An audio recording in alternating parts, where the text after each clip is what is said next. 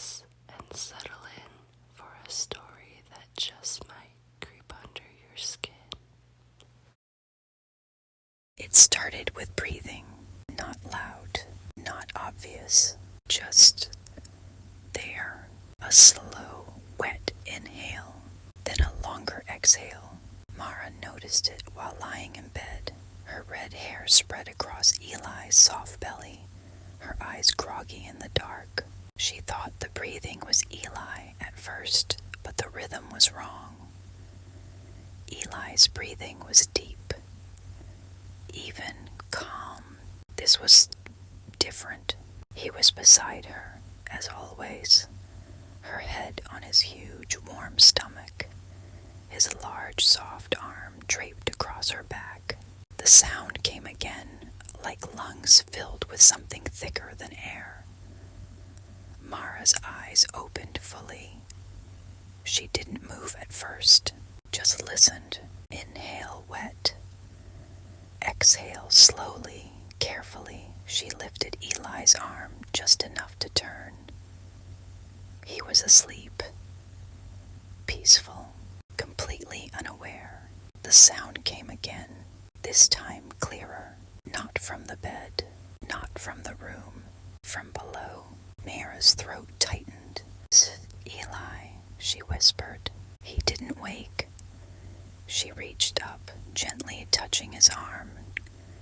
Eli, wake up. He opened his eyes sleepily, pulling her against him. What's wrong?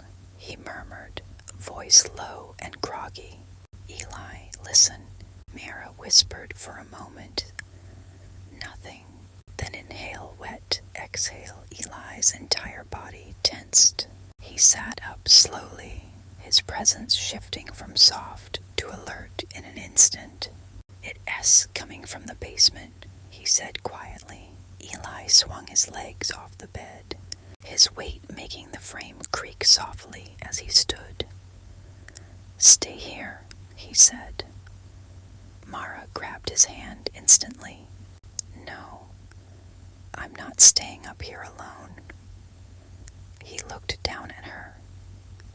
Fear was written all over her face. That was enough. He sighed softly, brushing a strand of her red hair back.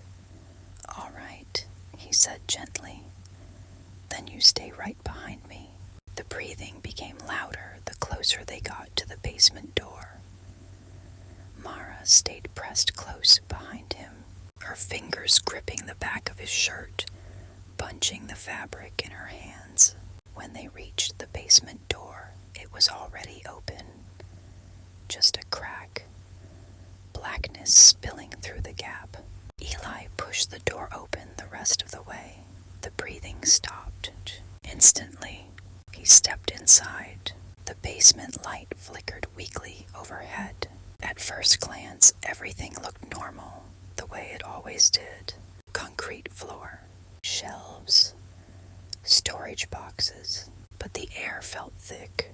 Eli moved slowly, his eyes scanning every corner, every shadow. Mara stayed glued to him. Then drip. They both froze. A dark spot spread across the floor near the far wall. Another drop fell. From above, Mara looked up and gasped. The ceiling was moving, bulging, pulsing, like something massive was pressed up inside it, breathing against the surface. Inhale. The ceiling stretched downward. Exhale. It receded slightly. The ceiling split, a long tear ripping across it as something forced its way through. A limb dropped down first. Too long, too thin, jointed wrong. Then another, then a head, if it could be called that. Its face was stretched, skin pulled tight over something that kept shifting beneath it. Maggots, rotting dead skin filled with moving, squirming maggots. Its mouth hung open, too wide, dripping something dark and thick onto the floor below. Mara gagged. It was vile.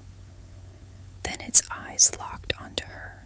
Eli moved, placing his large body so that it completely obstructed its view of her. The thing let out a low growl. It dropped down fully from the ceiling, its body unfolding as it landed with a sickening crack of joints. It was tall, taller than Eli. It was thin and ugly. It lunged. It slammed into Eli with a deep thud. It wrapped around him, limbs coiling, tightening, its body constricting like a snake, crushing Eli's insides. Bones creaked. "You feel that?" it whispered in a wet, distorted hiss. "You're going to die for her." "Yeah," he said, his voice choked from being crushed. "I am." "You think that scares me?" Eli growled. "I would tear myself apart if it keeps her safe," Mara screamed. "Eli!" Blood started to seep through his shirt where something sharp dug into his soft side. He grabbed one of its limbs and tore it off.